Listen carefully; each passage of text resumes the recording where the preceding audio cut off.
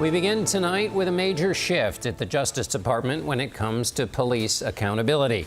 The DOJ is pulling back from proposed police reform agreements in Minneapolis and Louisville. Nearly 5 years after the death of George Floyd ignited a national conversation about race and police use of force. CBS's Justice correspondent Scott MacFarlane joins me now. Scott, what is the rationale from the Department of Justice on why this is necessary? Yeah, this is not a surprise, John, because they have been hitting the snooze button on some of these efforts to conclude or, I guess, launch the consent decree oversight of the Minneapolis and Louisville Police Department. They've been dragging this along. Now today, they're just disentangling themselves from it altogether.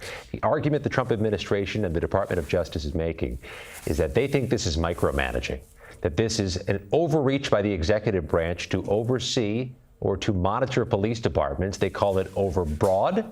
And they say this should be done in the communities. They say where it belongs, that this should be a local issue, not a federal issue. To be clear, John, these reviews began months, if not years ago. Minneapolis after the murder of George Floyd, Louisville after the shooting of Breonna Taylor, both of which happened in 2020.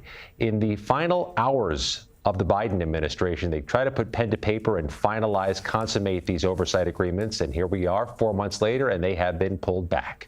Sometimes the local cops, they ask for a little federal help to help them. Scott, how are they responding in Louisville and in Minneapolis? That they're going to plow ahead with their own reform efforts, with or without the federal government's help. There's a mandate put on those leaders in Louisville and Minneapolis to right the ship, however it needs to be righted. But reminder of the allegations here.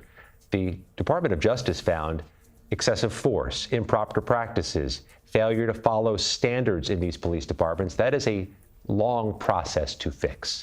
You also have some reporting on an apparent shift in priorities at DOJ for these grants that are going to local police departments. What can you tell us about that?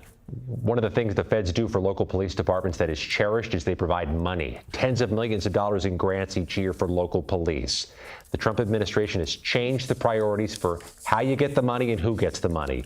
They're no longer going to consider as a priority community violence intervention or things to uplift the image of law enforcement.